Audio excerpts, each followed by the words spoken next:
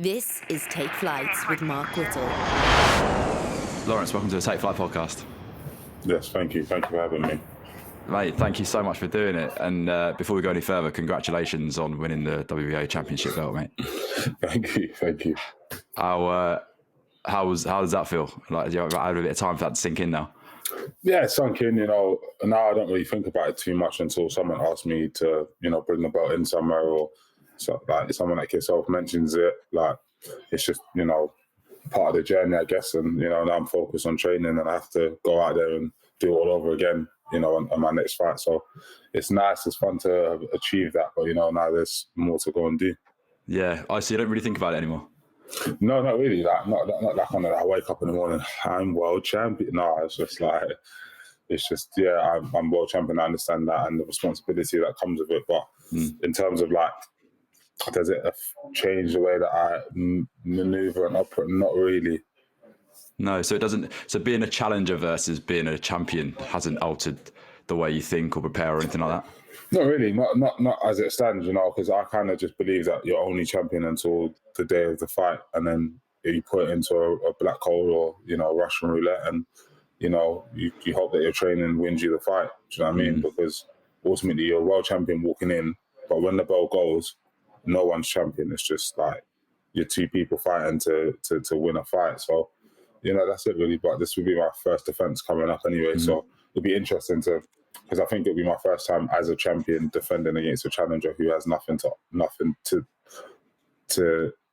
lose. Do you get it? Like most times I've boxed champions and been the one beating them.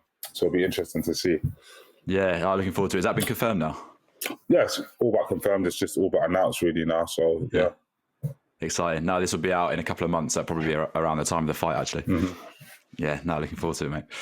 So, look, there's a few people we know in common as well. Scott Robinson at the Edge. Oh, yeah. Okay.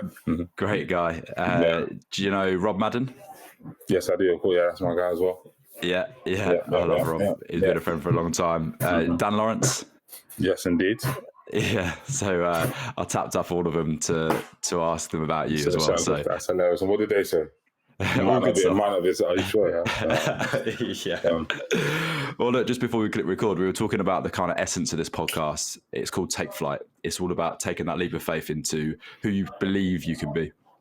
You got an unbelievable story about how you set a goal when watching AJ in the Olympics. And I know you've told this story over and over and over again, but if you could just talk a little bit about who that version of you was back then, because it's easy to think now Lawrence Okolie, of course he set a goal of being a world champion, of course he set a goal of being in the Olympics, because we know you as you are today. But I'd love to get a bit of context before we ask some other questions about the Lawrence back then. Yeah, so interesting. I was talking to my manager about it today, literally just how different a person I am.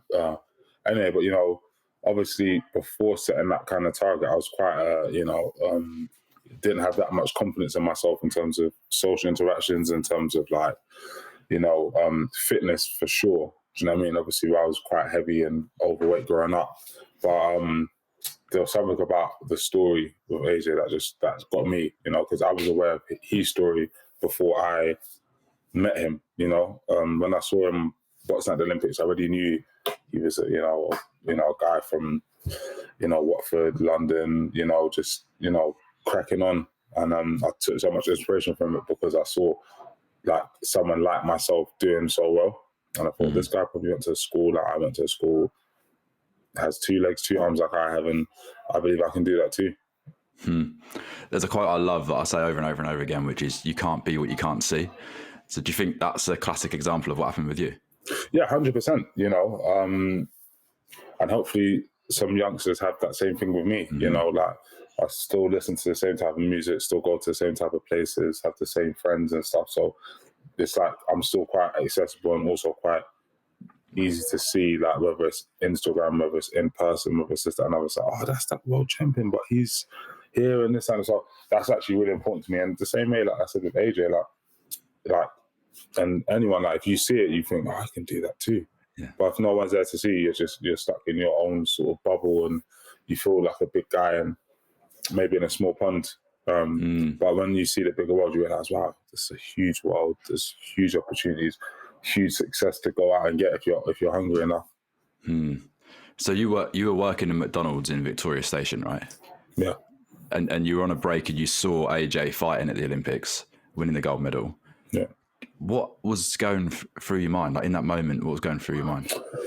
I hope he wins, and then he had to overcome some adversity in that fight, and then just the sparks of adrenaline. You know, like wow, like it's amazing in London. Everyone's roaring for him. He's just done it. Like what? Like, do you know what I mean? And I just thought, you know what? Because of that boxing, I didn't know that how big AJ would be or how big British boxing was going to boom from that. But I thought, you know what? They're probably going to like do more for the boxers now because everyone's going to get more money like for funding and stuff like that because they stopped youth clubs and stuff around that time when I was growing up. So that boxing clubs ended up being like our youth clubs. I thought, you know what? They're going to finally invest in whatever else. And, you know, we just ran with it. That's interesting perspective, though. So you had the foresight to think he's going to win, which means there'll be more funding for this sport, which means that'll be something to do. Do you know what I mean? So them times it was about me. I was like 18, 19 at the time, whatever I was. 18, 19, whatever. And I thought, yeah, like I'm going to get that. It's my goal. And you had no prior experience with boxing other than fighting?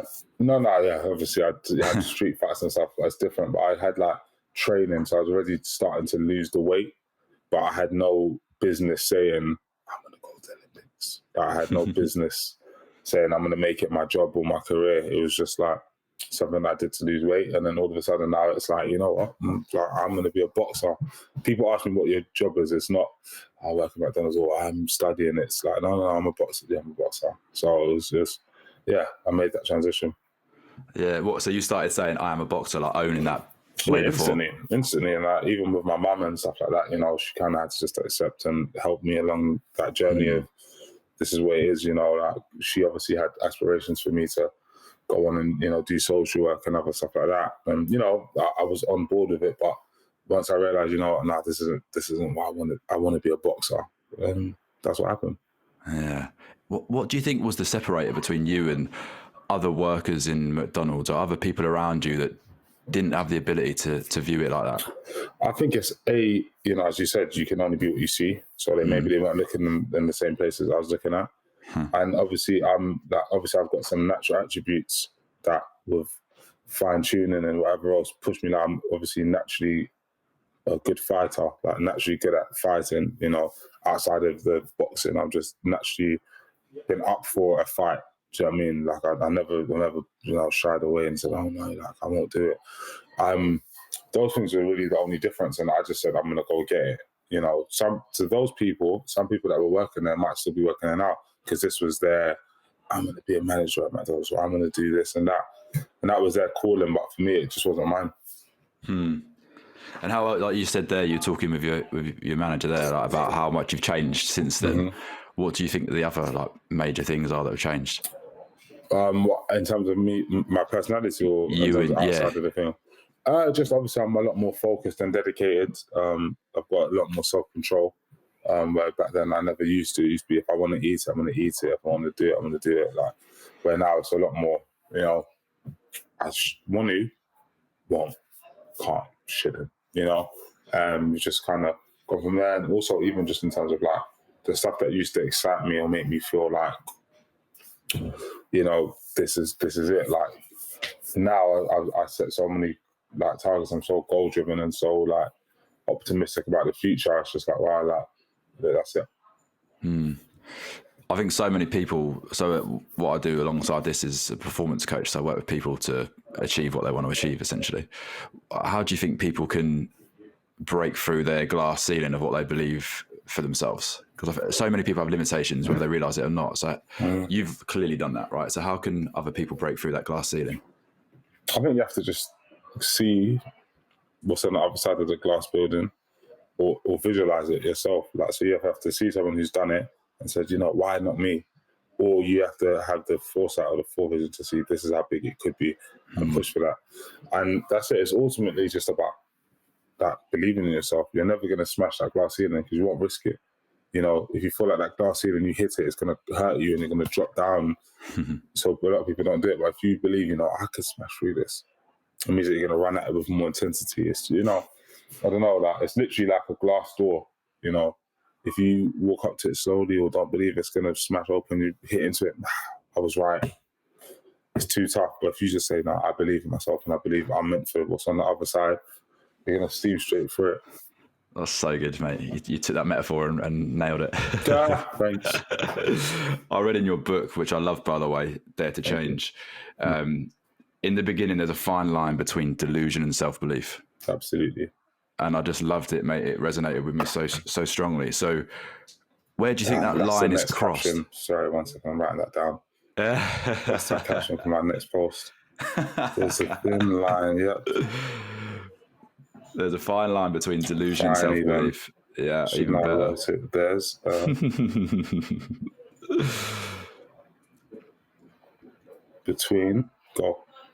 between delusion and self-belief. And that's the line that I walk on it. Okay. All right. Literally. Can you talk to me a bit about that? Well, walking on that line. Well, I feel like, that's why I have people that hold me accountable, because I, have such big aspirations and such, the way of looking at the world at this stage, I kind of think to myself, I'm meant to do this. I'm meant to be undisputed champion, undefeated, beat 3 world champions. I'm going to beat all 3 of them. I'm the guy. That's idealistic. That's like, this is what I believe in myself. But then it's like, I'll beat them all on the same night. It's like, oh, now you're pushing it. Do you know what I mean? So it's like having good people around, or I want 10 million pounds to fight because, I'm worth it. It's like, I scale around. I mean, it'd be nice to have 10 million pounds, you know what I mean? But it's another thing to be worth it. Do you know what I mean? So I feel like I always set myself big goals, and, I like to, push myself and my team as well. Do you know what I mean? Can you go out and get me this? I think do you know what I mean? So it's just about obviously balancing that as well, because there are points where I might be deluded to think, I could come and be the next biggest interviewer. It's like, well, that's not my job role. That's not my skill set. As much as I think I can do anything, can you? You know what I mean? So it's just, yeah. I love it. Yeah, but it's possibility thinking, isn't it? We're all in a game essentially. It's like, why not think about doing as much as we possibly can in that game? Again, a lot of what I say to people who I work with is those who think they can and those who think they can't are both usually right. Correct. So, and I run with that. There's a lot of people that I have met that are talented, super this, super that, but they don't believe that they're ones. Like, I'm not good enough. Look how good he is. Look how good she is. I'll never. I'm with that mindset. It will stop you for more than one reason. Like, one of the main reasons why I think it stops people is because you're spending so much time and energy watching someone else and believing you can't do it, that you're now not going to be the guy or girl to go and do that run. So instead of doing that run, you think to yourself, why am I doing it? I will never be as good as... And now you've missed out on an opportunity to better yourself because you're just filled yourself doubt. But those who believe they can are like, I need to be at that level or above. So I know I need to do X, Y, Z to get there. If you don't believe you can get to the end goal, you're not going to do the hard work, the hard graft, the sacrifices. So once you believe that you're meant to be somewhere, you'll work towards that. And I think that's why you're right either way. Do you know what I think your separator is? What? Because you're just talking about comparison there, basically. But it's your ability to see things slightly differently. So most people will look at somebody achieving something great and say, why have they got that? But what you're explaining there then is your ability to look at it and say, I want that. That's taking inspiration from somebody else rather than comparison. And that's it. And as you see in the book, same thing. Don't be jealous of people. I've got so many friends and, close ones and stuff like that who are doing, as much as I'm a boxer, they're doing financially better than me. They might be in a more stable relationship. There's so many different aspects, you know what I mean? They might have, they might look better than me. So many different things, and like, let's take it, for example, the business people that I know. Like, I could either, how's he got that? Lucky him. If I come up with an idea, I would look at him spending that, and whatever. Or I could say, how? And ask him a question like, with my little, what could I do? And then instead of living in hate, whatever. You're learning from these people. Same way from other boxers. I looked at AJ and I could have been like, oh, look at him. Fucking lucky guy, London, whatever, blah, blah, blah. Good luck to him. Or I could say, you know what, I want some of that, you know? That's the difference, you know? That's why I say when people, like, you once again as well, it's a different topic, but like why I think I handle criticism so well is because I would never take criticism from someone that I wouldn't take advice from. That's the bottom line. If I can't come to you and say, how do I do this? Or how did you do that? You can criticize me all day long. It's just going to be like, no, you're coming from a place of hate because you can't teach me nothing about what you're talking about, you know? So yeah, definitely don't be jealous of people. That's so good, Will. So you can think about it. If someone says something and maybe it triggers something negative in you, then you can stop yourself and think, would I take advice from this person? This is the bottom line. Oh, your jab is you're so how's your jab? You know? Oh, your business this and you need to do that. And just thinking, but you're speaking from a position of safety with no risk and no real stake in this. So it's just easy to say, oh, in hindsight, you should have, or you could. But then what I want to do is, if someone that I respect in that field says to me, you should be doing a bit more of this. Okay, I can take that criticism with a level of understanding. Like, you understand what you're talking about, you've got the experience. I respect that, and I can take that on board. Is there things, would you like filter that? Would you say, so let's say you spoke about goal setting. So when you're wanting to achieve something particular, would you then filter that advice? You go, okay, that's going to help me achieve that thing that I wrote down 2 weeks ago, or would it not be as granular as that? What do you mean? Sorry, I know. I can't believe my manager is just putting us through this. That's all right. I'll ask again. We'll edit that bit. I suppose what I mean is, let's say you spoke about your goal setting regime, right? If you've got like 4 or 5 bullet points on a page of the things you're trying to achieve, would you then start to filter with the things that you're hearing in order to help you? You're talking basically about education, how you could learn stuff. Would you start to think about that day to day, or is it not as granular as that? It's not as detailed? No, it is. It depends on what the goals are. You know, some goals, it takes lots of little goals to get there, but every day, you know, like for example, me, I've got my next fight. That's what I'm focused on. That's my goal. But every day I work on, okay, training at this, doing this a little bit more, being a little bit fitter every day, you know, going to bed on time, blah, blah. Do you know what I mean? So, like, you do take it every single day, every single meal.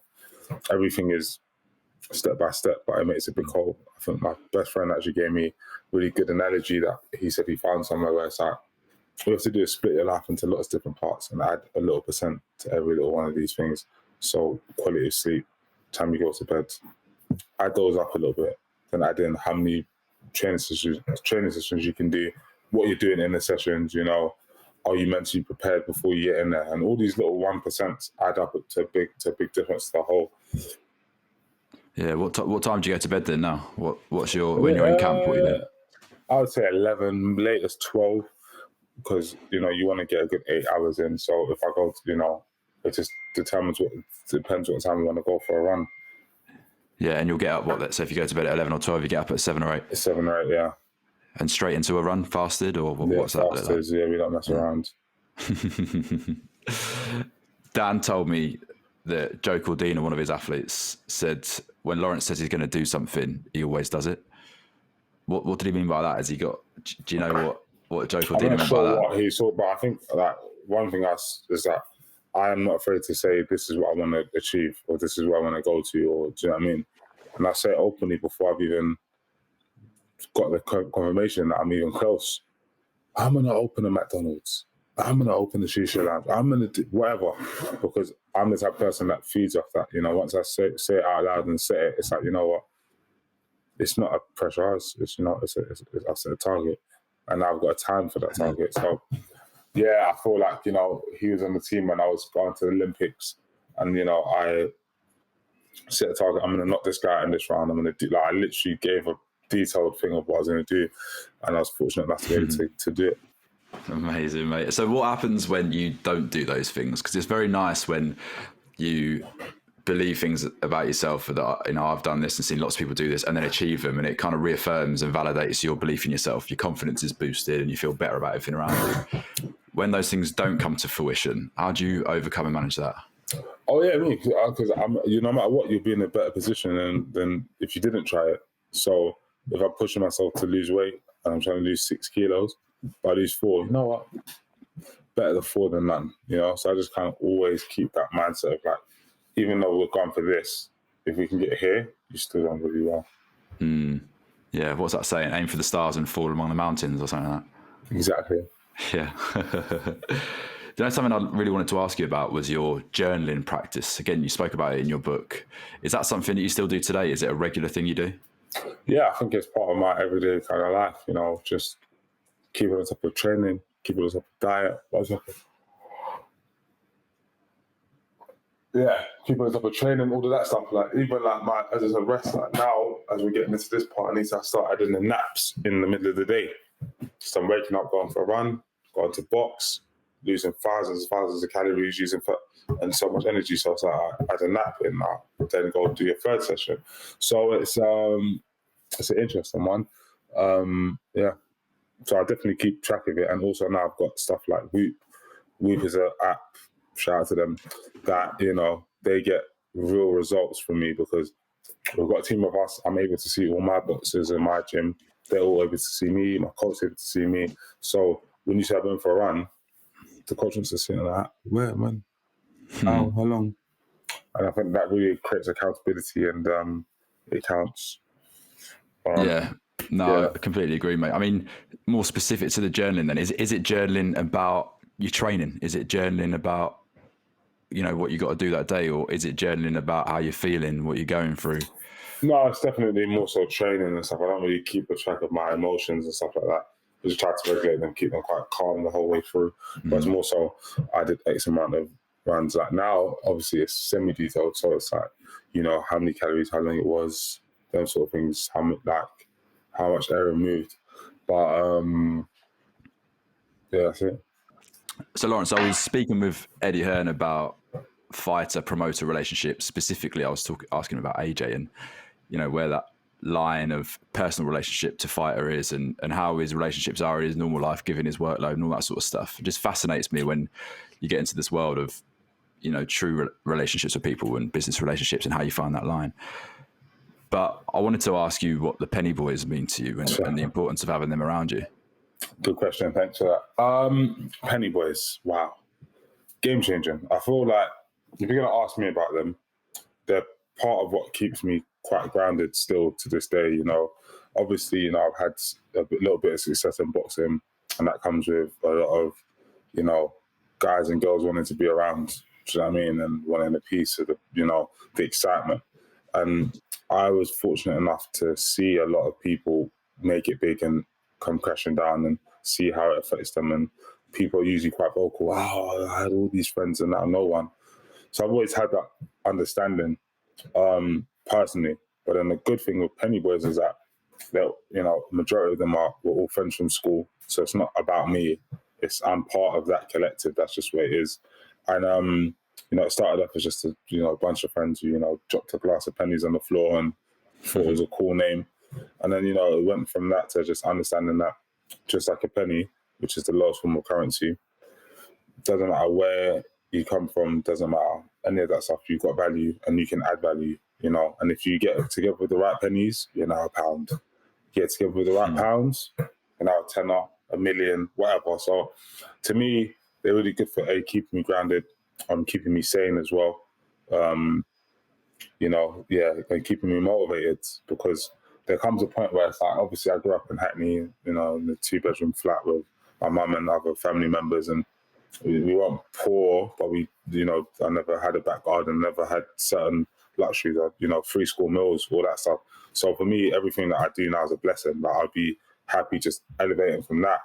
So the blessing, like I said, is that everything that I get right now is amazing, but I understand the level that I'm actually at and operating at and can go to. So it's always good to have the same people around that are still gonna, they're not gonna laugh at my jokes if they're not funny. Do you know what I mean? They're not gonna pretend with me. If I have a bad idea, they're gonna let me know it's a bad idea. Or if I want to say, "Yo, go get me that can of Coke from the fridge or whatever," no, you go get it. Do you know what I mean? Where there are people that will just want to be around so much, like, yeah, Coke, ice, whatever. So it's good. It's good for me. It keeps me very, very sane.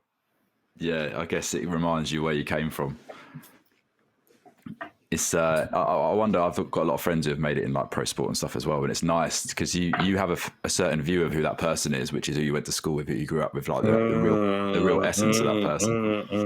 And that's something that people underestimate or that for example, there's people that I've known that I haven't seen for a while that treat me differently when they see me, and it's like I still see them as that guy I went to school with, or you know, I used to go to, and they see me as the hardest champ.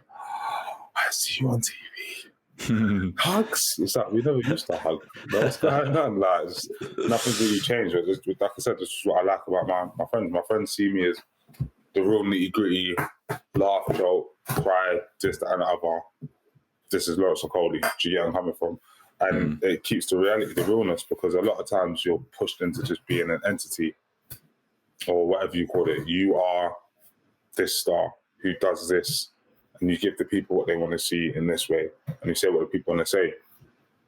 You can lose yourself in that almost alter ego or that identity. Lawrence Okolie, the world champion, and I am now that. That is the bottom up. But then once you lose that belt or you retire or whatever, who are you? Just I used to be like, better to just remain Lawrence Okolie, the man, father, well, not father yet, God willing. But yeah, the son, brother, friend, whatever, who happens to have a world title and box on TV and stuff like that. So once that other side's gone and my job changes, I'm no longer an active world champion boxer. I'm still a human being who has the same group of friends, and I can maybe help another boxer become a world champion. Whatever. Yeah, amazing. It's a dangerous place to be, isn't it, when you're wrapped up in that identity of the persona you've created? 100%. There's something powerful as well about still having people take the piss out of you or dig you out at every opportunity. It's almost like people are almost shocked when they see me and my friends out. It's a weird dynamic. You're splitting the bill. Okay. You're not sitting in the middle. You're on the edge of the picture. You're like, do you know what I mean? People are always like, oh, what's going on? Because that's not the kind of thing that we have with our friends. And like I probably look a lot more egotistical than I actually am, because people see me in like fight mode or on Instagram, and those are the times where you show the best bits. Do you know what I mean? I just won another fight. I'm the best boxer ever. I'm that. But in day-to-day life, that's not how I operate. And that's not, but not everyone gets the opportunity to see that, and it's not for everyone, because I am a human being outside of being a boxing champion. Do you know what I mean? So that's it. Yeah, and I love the concept of penny boys. I didn't actually know that's what it was. So yeah. The pennies make pounds, and come on. Yeah, I love that. So fun. What about your AJ influence? Because there's something about that there as well. We met you very early on in your career, right? You sparred with him early doors before you were a pro. Yeah. What's his influence been on you? No, it's been massive. When I really think about it, AJ is, one of the biggest influences in my actual life. If I stop and think about it, someone that I looked at, was inspired by, wasn't afraid to say that I was inspired by him, got the opportunity to work with him, and, didn't let the occasion get to me. I showcased who I am, and he took to it. Like AJ didn't just see some random boy and say, yes, I'm going to change it. Like he saw, this guy's talented. Like, I like this. Let me, get on with it. And he was always a millionaire when I met him, and multi-millionaire now. And he still took the time out and had conversations and helped me along. And do you know what I mean? So he motivated me, not just in terms of our interactions as people, but when I see him headlining a show, wow, I want to headline a show. Or I see like him dealing with big occasions, I think to myself, well, when I box for a world title, I just thought to myself, well, there's AJ who's going to box for Undisputed. What am I so stressed about? Do you know what I mean? And then he kind of quite like the role that he has in my life anyways, he helps me to keep stuff in check in terms of like rationale, if that makes sense. So, of course you can want to aim to be the best ever and everything and whatever else, but like I can't look at my successful business friends and say, there's some stuff I can draw from them and some stuff I can't draw from them because they're not in the same field. But where AJ's in the same field, a lot of stuff I can draw from him.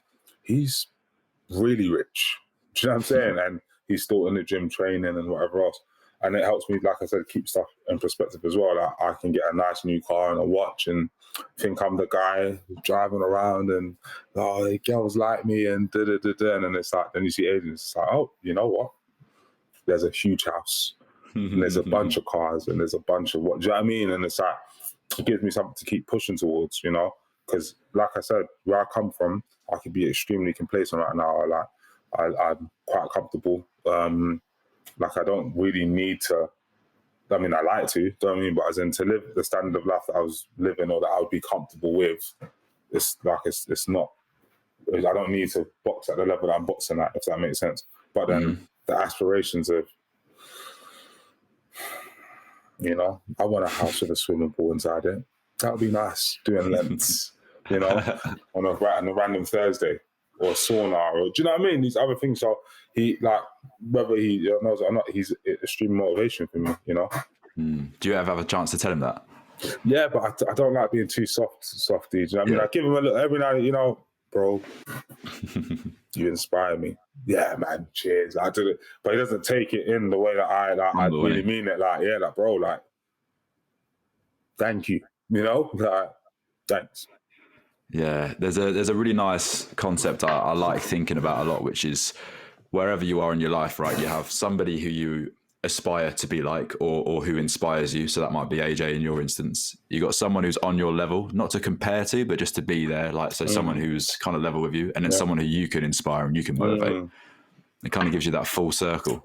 100%. I still find it weird because I'm still inspired by so many people. I find it weird when people come up to me like, you don't know what you're doing for that. Like, you know what I mean? You are a breath of fresh, like, do you know what I mean? Like, because I do get it, you know, from Hackney, whatever else. And when you look at me, you don't see, like, I think like a lot of athletes have a persona or like a image or an air of like, don't touch, don't come close. Like I'm going to stay in West End and I'm going to keep away from where I grew up and all this, that and other, where me and my friends are still in Shoreditch and all these other places walking around. And like now that lockdown's over and I've gone out a couple of times.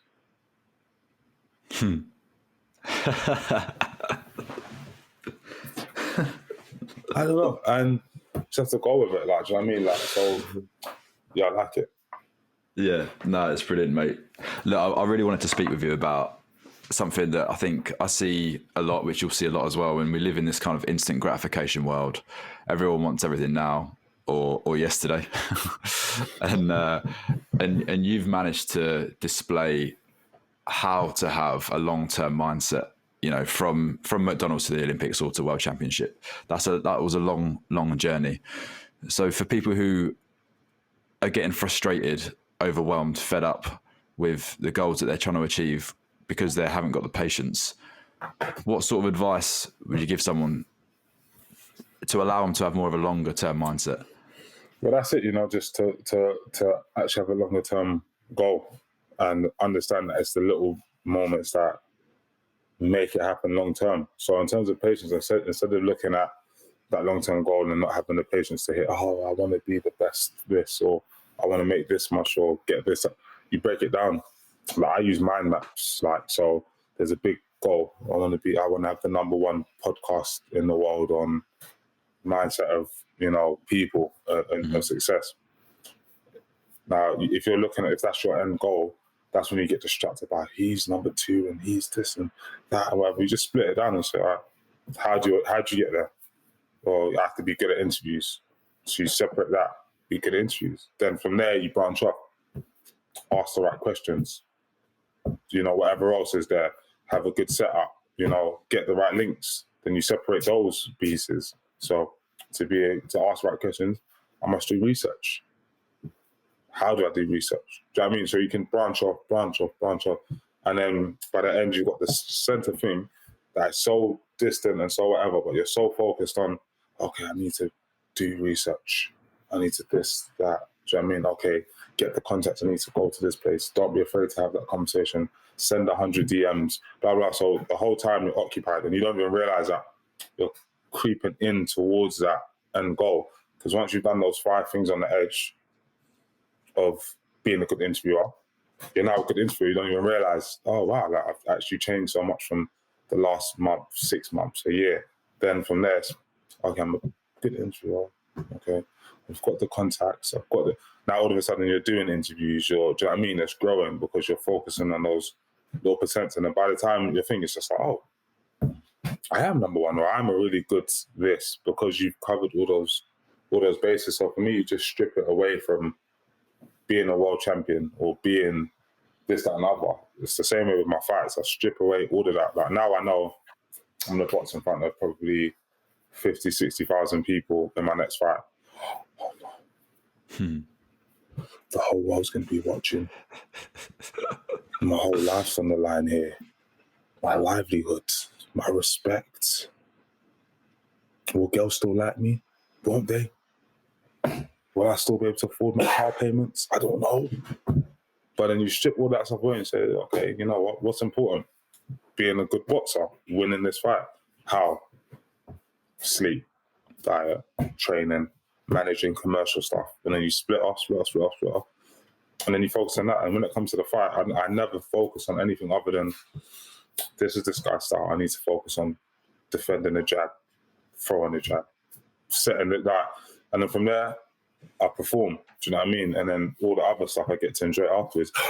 What's in front of, whatever. And then, it's on to the next. Because you have these days that you build up in your head, that exam, the time you interview Drake or whoever, and Anthony Joshua and this, that, and other. And it's, I've got the big interview. Then you do an hour and then it's gone. Like, do you know what I mean? And then you're on to the next one. So I never let any occasion overwhelm me, and just stick to the plan. Man, that's superb. It's absolutely superb. It's one of my favourite things that I've heard for a long time. You spoke in your book about Marie Kondo. You're the Marie Kondo of the boxing world, and that stuck with me. It was really funny. And for context of people listening who haven't read the book, it's about simplicity, right? And you've just broken that down for me for what I do, and it was superb. I love that, man. So yeah, thank you. That was awesome. Speaking about long-term motivation as well, I often find that people who reach the sorts of heights that you've reached have other things to focus on as well. They have variety in what they do. So what part does the kind of music that you're getting into play? Because then you can kind of flick. Do you do that if you're kind of like, oh, I'm tired with the training, it's getting a lot? Do you think I can find some variety and be inspired by the music and do that for a bit? 100%. I just feel like, like I said, I don't want to be defined solely by, my job. Like, of course, it's my life or whatever, but, I want to be more than a boxer. I'm not saying I want to be the biggest rapper in the world, but it's a nice outlet. Same way writing is another outlet, or business. As long as, within the parameters of my main thing, which is being a boxer, I'm still able to go to bed on time, watch the film study. As long as nothing comes out of that tree, it intertwines with it. Do you know what I mean? It doesn't, that mind map, as long as everything intertwines with it, rest. How do I rest? What do I do in my rest time? What do I do to take my mind off of boxing? Because that's part of the thing. Don't let your brain fry out with the pressure and the thing. It's just like, I'm a human being. I like music, so I make some music. Do you know what I mean? Or I like the idea of business, so I get involved in business stuff. Or do you know what I mean? Like, or I enjoy going on dates. I'll go on a date. Enjoy yourself. That's it. Do you know what I mean? But for me, the music's a really good outlet. It's something that I've enjoyed growing up, and also it's something that I listen to every single day. Like every day I'm listening to music just because it helps me in training. When I'm running in silence, okay, some people, fine, that's sure. But for me, it's not my bag. Like, I don't want to hear myself, kilometer, mile after mile. It's not for me. I want to be listening to songs, just visualizing, fighting, and do you know what I mean? Going into my own world of the kilometers. I'm not a runner. That's my job. I don't get paid to run. Do you know what I mean? I get paid to fight. However, I find music helps me with that. So I thought, well, why not just listen to my own music here and there? And that's what we've done. Do you know what I mean? Amazing. It's absolutely amazing. What music are you listening to other than your own? Mainly like UK hip hop right now. Because it's got that high tempo. It's got that, that kind of energy that I need when I'm training, because it's not fun. Like, training is just, I make it fun, but it's not nice to literally tear the muscles down to nothing and let them rebuild back up. It's not fun. No, and not even that. When I say, because obviously I speak to people, when I say I get like 1, maybe 2 sports massages a week, everyone thinks, oh, must be nice. Yeah, sports massage, and you realise it's the opposite. Yeah. You know, Yeah. it's agony. It's but you know, you live through it, and you know, you're doing it all for the end goal of just being the best that you can be. Yeah. I think also with the running and the music, there's something else. It's funny. I was literally chatting about this yesterday. I've got a friend who loves running, and I'm not a big fan. I used to play football. That was my sport. So when I do run now, on the odd occasion, I have to have music, and I think it also helps you get into that sort of, people call it runner's high, but it's that kind of like meditative. And then you realise you've been running for like 20 minutes, and you not even realise you've been running. You're just off somewhere else. Yeah. That's the way. That's the way. You don't want to be thinking about every single stride. No. I want to think 20 minutes in the future, as you said. Like it's the way. Like it's the way. Because running is that. Right, unless you, I don't know. Some people really enjoy running. For me, it's not a hobby. It's Tuesday, run day. No, not for me. Do you know what I mean? It's Tuesday, run day. Let's go do it. Do you know what I mean? Like, it is what it is, isn't it? But that's great, man. I think that's an important lesson, because we all have stuff that we don't really want to do. So we've got to find a way to make ourselves enjoy it as best as we can. And if that's not enjoying running and sticking music on to enjoy like the newest song, that like Skepta's new album has just come out, like you want to listen to that on the run or whatever. And that helps me as well to enjoy music more, because I save it now for the run. I'm going to listen to that. Like, oh no, you're playing the... You don't want to hear it. Saving it for the run. You know what I mean? Yeah, I hear you. I love your mindset, or the outlook of why not, basically, is what you're saying. Why not? You know, Russell Westbrook's kind of terms that energy, why not? But because I kind of think to myself as well, last but not least, like I think a lot of people are scared of embarrassment, and once I put that to the back of my mind, or just I stop caring, because ultimately it's big risk, big reward. What if it fails? What if you lose? What? But then what if I win? What if I would become a world champion in 16 fights? I'll take that risk every day long, and if I ever came up short or whatever, I'd be okay with myself, because I knew that I pushed myself to the limit, and I pushed as far as I could, and someone was better than me at something, and you know, hats off to them. They they did it. So I think that there's, like, as much as I've got a lot of pride and whatever else, I think that that's probably the most humble thing you can be, is just willing to just risk it, and just win, lose or draw, just be happy that you took part. What do you think the reward is for like pushing through? Because it is uncomfortable, right? It's the resistance. You got to push through every single day. But what's the reward other than the external, like other than the shiny belt? Well, obviously, just in terms of your mindset, it becomes transferable into so many different things. You know, like for example, one day I will not be able to punch this hard or this fit or run for this long. It catches up with you. I've seen it happen to people ahead of me, and I feel different from how I did at 21. You know what I mean? It's life. I've accepted it, that, you know what, age happens. Age happens, and ultimately the reward is being able to like basically A, keep going, and B, transfer them skills into different parts of your life. Yeah, and that's the beauty of sport. I see with so many athletes that it does transfer into business easily, into relationships, into everything else. I've got to ask you about your vegan diet. It's something I'm fascinated with. I've recently cut dairy out altogether. I cut gluten out as well, and I feel so much more energy for it. But I do still eat largely fish, and sometimes meat. But I know you've gone completely vegan. How do you view your diet? How has it improved your life? And then how do you kind of differentiate between eating for wellness and eating for performance, or is there no separation there? It's like there is a separation, because there's some vegan foods that are not going to help you perform. I can promise you that. You know, they're not. But you just, decide to, focus on what needs to be focused on. So when I'm fighting in fight camp, we have, I've got a great nutritionist, Scott Robinson, who helps me along, with making sure that my, nutrition's all on point, my bloods are in, my vitamins and everything like that is where it needs to be. And that's it. When it's all said and done, it doesn't matter what you're eating as long as you're in the right bracket and you feel good within yourself. And that's where I'm at right now. I feel really good within myself, and that's it. Yeah. Are you someone who would recommend vegan diet to people? I would. It's just difficult for me because obviously, it works for me, but I don't know if it works for everyone else. I was eating meat for many years, so it's hard, and I'm naturally physically strong. So I still feel you can be extremely strong. I haven't had any meat as a professional, and I've still managed to do what I've done and beat a lot of meat eaters in my time. But still, I would recommend it, but I feel like everyone has their own version of what works and what doesn't work. Do you know what I mean? Yeah. Yeah, and it's our responsibility to figure that out as well, isn't it? It's too easy to try and take people's advice or see something on social media and go with that. But you got to try. It's that long-term mindset again, and try things, experiment. Right, we do the same 3 questions at the end of every episode. Okay. Quick fire questions that people can take tangible advice from, apply it into their own lives. So the first of these is there anything you've discovered or come across recently that you're particularly excited about? Girl, no, I'm joking. Let me see. Anything? Yeah. Business ventures. Okay. Yeah. Okay. Anything specific? There's a couple. Do you know what I mean? I'll just comes out in a few months.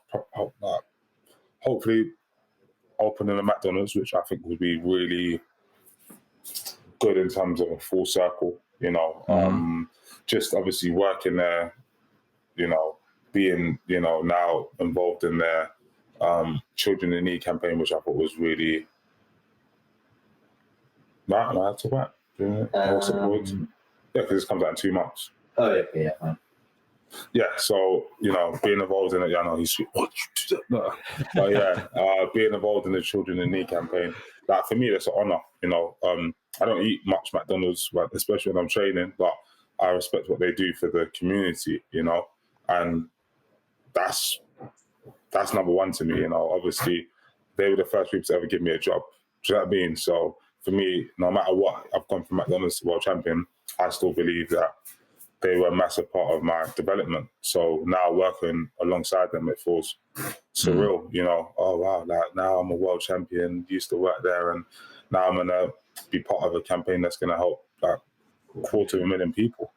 Yeah, amazing. Where are you going to open the McDonald's? It depends. That's one thing with them. It depends where they have one available to take over. Do you know what I mean? So I can't say the exact location right now, but the process is already in. But in terms of working with them, by the time this comes out, it should be announced. And it's a blessing. Awesome. Very exciting, man. Congrats. Thank you. Second one is one habit you'd recommend all listeners to undertake daily to improve their performance. Going to bed on time. Mm-hmm. That's number one. That would be number one. I don't do it every day, but every day I do it, I'm happy I did it. And on time, again, is that a responsibility for us to figure out what time that works for us? 100%. For me, I feel like once I get 7-8 hours, I feel really good the next day, every day. The moment you start, I'm gonna go to bed at 2, up at 8. It's now 6. It's like, and like I said, once again, Whoop need to sponsor me because the shout outs, but they've got a thing that tracks your sleep, tracks your training, tracks it. So I can't fool myself. What time did I go to bed? 11-ish, yeah. This thing tells you exactly when. I tell you when. You went to bed at 12, mate, and you were up at, do you know what I mean? So it's good. Yeah, no, they're great. The Whoop band, the Aura Ring. Have you seen the Aura Ring as well? No, I haven't seen that. Similar. Have a look at that, mate. They're similar. They're good too. All right, here's one. I love this. Is one of my favorite questions. So we do this every episode. So take yourself back to let's actually go back to that moment in McDonald's when you see AJ win the gold medal. Imagine that there's 2 versions of Lawrence, right? There's the Lawrence who sat in front of me today, who's gone on to achieve all the things that you've done, and there's the Lawrence who didn't end up doing that stuff. He might still be at McDonald's. He might be somewhere else. We don't know, but he just hasn't achieved the things you've done. What's the key difference between the version you sat here and the one who didn't do it? One of us took a risk, being me, and the one that you see here, and the other one decided to just play it safe. And unfortunately, maybe I would have won the lottery, but it wouldn't have been this. So I think taking the risk, and ultimately you only take the risk if you believe in yourself. So if I could mix them two together, it would be that. Amazing, mate. That's awesome. Thank you so much. We didn't get a chance to speak about it. There was an amazing, really inspiring part in your book when you talked about some of the bullying that you had in school, which is actually hard to believe, actually. Now. Yeah. But if you had like a message for the people who were involved in that, what would you say to them? No problem. Anytime you want some pictures, let me know. I see them around because obviously I still go to the same area. Do you know what I mean? All of them are my biggest supporters and are happy to tell people that we were friends, you know. And for me, it's no biggie, no problem. And that's it. You know, you elevate and you grow, and you know, you heal as well, and then you get to be world champion.